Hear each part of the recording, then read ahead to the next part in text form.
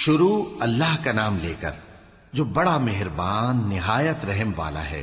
کاف ہا یا عین صاد، یہ تمہارے پروردگار کی مہربانی کا بیان ہے جو اس نے اپنے بندے زکریا پر کی تھی جب انہوں نے اپنے پروردگار کو دبی آواز سے پکارا اور کہا کہ اے میرے پروردگار، میری ہڈیاں بڑھاپے کے سبب کمزور ہو گئی ہیں اور سر سفید بالوں کی وجہ سے چمکنے لگا ہے، اور اے میرے پروردگار، میں تجھ سے مانگ کر کبھی محروم نہیں رہا، اور میں اپنے بعد اپنے بھائی بندوں سے ڈرتا ہوں، اور میری بیوی بانجھ ہے، پھر بھی مجھے اپنے پاس سے ایک وارث عطا فرما جو میری اور اولاد یعقوب کی میراث کا مالک ہو، اور اے میرے پروردگار، اس کو خوش اخلاق بنائیو۔ فرمایا اے زکریا، ہم تم کو ایک لڑکے کی بشارت دیتے ہیں جس کا نام یحییٰ ہوگا، اس سے پہلے ہم نے اس نام کا کوئی شخص پیدا نہیں کیا۔ انہوں نے کہا کہ پروردگار، میرے ہاں کس طرح لڑکا ہوگا جبکہ میری بیوی بانجھ ہے اور میں بڑھاپے کی اس حالت کو پہنچ گیا کہ سوکھ گیا ہوں؟ حکم ہوا کہ اسی طرح ہوگا۔ تمہارے پروردگار نے فرمایا ہے کہ مجھے یہ آسان ہے، اور میں پہلے تم کو بھی تو پیدا کر چکا ہوں اور تم کچھ چیز نہ تھے۔ کہا کہ پروردگار، میرے لیے کوئی نشانی مقرر فرما۔ فرمایا نشانی یہ ہے کہ تم صحیح و سالم ہوتے ہوئے 3 رات دن لوگوں سے بات نہ کر سکو گے۔ پھر وہ عبادت کے حجرے سے نکل کر اپنی قوم کے پاس آئے تو ان سے اشارے سے کہا کہ صبح و شام تسبیح کرتے رہو۔ فرمایا اے یحییٰ، ہماری کتاب کو مضبوطی سے تھامے رہو، اور ہم نے ان کو لڑکپن ہی میں دانائی عطا فرمائی تھی اور اپنے پاس سے شفقت اور پاکیزگی دی تھی، اور وہ پرہیزگار تھے اور وہ اپنے ماں باپ کے ساتھ نیکی کرنے والے تھے اور سرکش اور نافرمان نہیں تھے۔ اور جس دن وہ پیدا ہوئے اور جس دن وفات پائیں گے اور جس دن زندہ کر کے اٹھائے جائیں گے ان پر سلام ہے۔ اور کتاب یعنی قرآن میں مریم کا بھی تذکرہ کرو، جب وہ اپنے لوگوں سے الگ ہو کر مکان کے مشرقی حصے میں چلی گئیں، پھر انہوں نے ان کی طرف سے پردہ کر لیا تو ہم نے ان کی طرف اپنا فرشتہ بھیجا، سو وہ ان کے سامنے ایک خوبصورت مرد کی صورت میں آیا۔ مریم بولی کہ اگر تم پرہیزگار ہو تو میں تم سے بچنے کے لیے رحمان کی پناہ لیتی ہوں۔ فرشتے نے کہا کہ میں تو تمہارے پروردگار کا بھیجا ہوا یعنی فرشتہ ہوں، اور اس لیے آیا ہوں کہ تمہیں پاکیزہ لڑکا بخشوں۔ مریم نے کہا کہ میرے ہاں لڑکا کیوں کر ہوگا جبکہ مجھے کسی مرد نے بطور شوہر چھوا تک نہیں اور میں بدکار بھی نہیں ہوں۔ فرشتے نے کہا کہ یوں ہی ہوگا، تمہارے پروردگار نے فرمایا کہ یہ مجھے آسان ہے اور میں اسے اسی طریق پر پیدا کروں گا تاکہ اس کو ہم لوگوں کے لیے اپنی طرف سے نشانی اور ذریعہ رحمت بنائیں، اور یہ کام مقرر ہو چکا ہے۔ چنانچہ وہ اس بچے کے ساتھ حاملہ ہو گئیں اور اسے لے کر ایک دور جگہ چلی گئیں۔ پھر درد ذہ ان کو کھجور کے تنے کی طرف لے آیا، کہنے لگی کہ کاش میں اس سے پہلے مر چکتی اور بھولی بسری ہو گئی ہوتی۔ تب ان کے ٹیلے کے نیچے کی جانب سے فرشتے نے ان کو آواز دی کہ غمناک نہ ہو، تمہارے پروردگار نے تمہارے نیچے ایک چشمہ پیدا کر دیا ہے، اور کھجور کے تنے کو پکڑ کر اپنی طرف ہلاؤ، وہ تم پر تازہ عمدہ کھجوریں گرائے گا، تو کھاؤ اور پیو اور آنکھیں ٹھنڈی کرو۔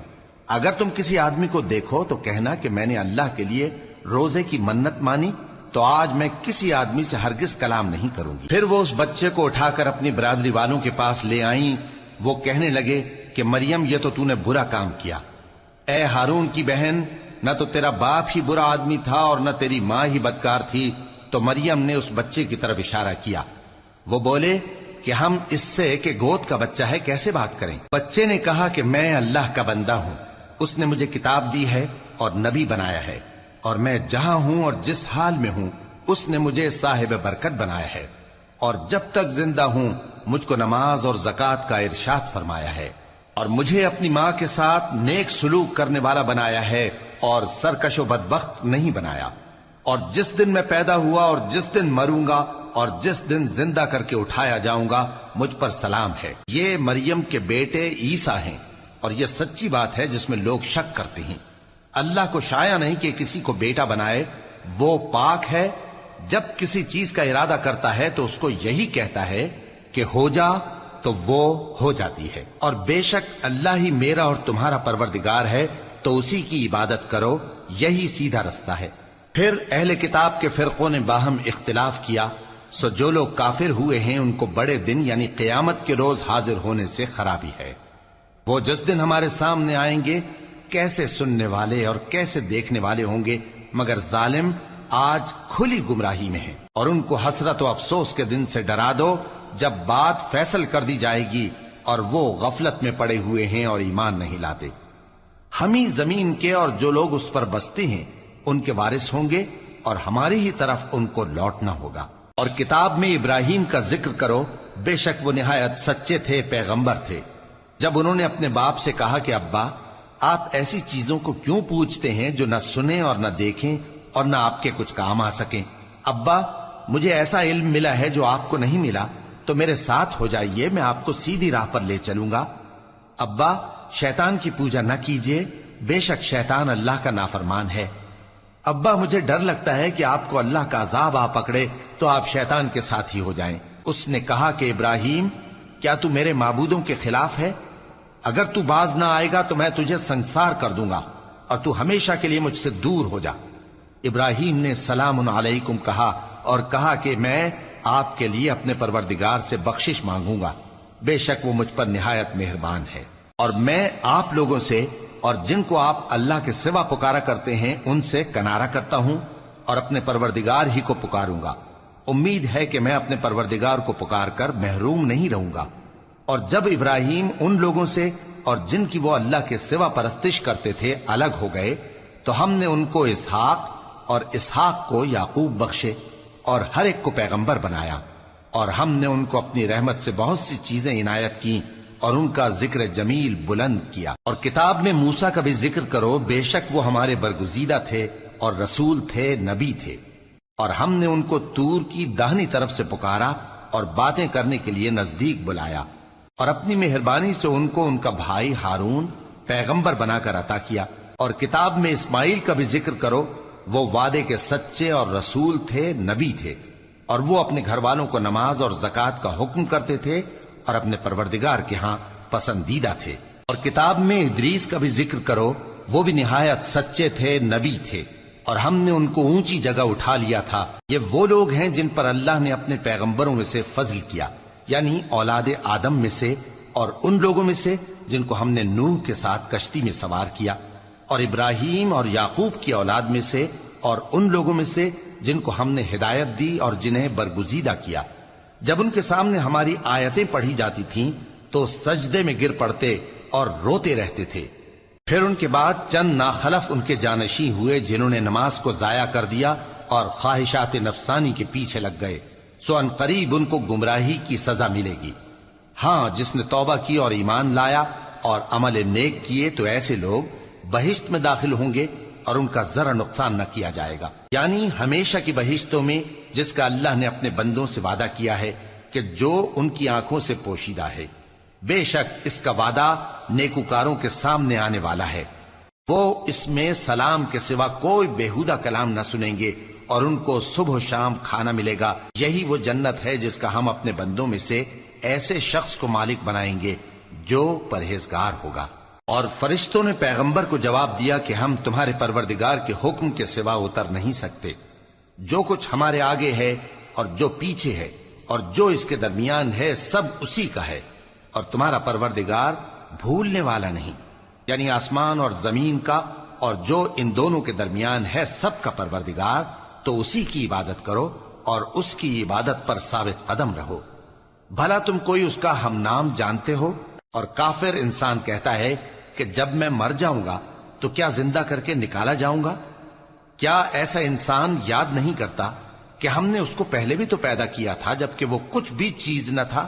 سو تمہارے پروردگار کی قسم، ہم ان کو جمع کریں گے اور شیطانوں کو بھی، پھر ان سب کو جہنم کے گرد حاضر کریں گے اور وہ گھٹنوں پر گرے ہوئے ہوں گے۔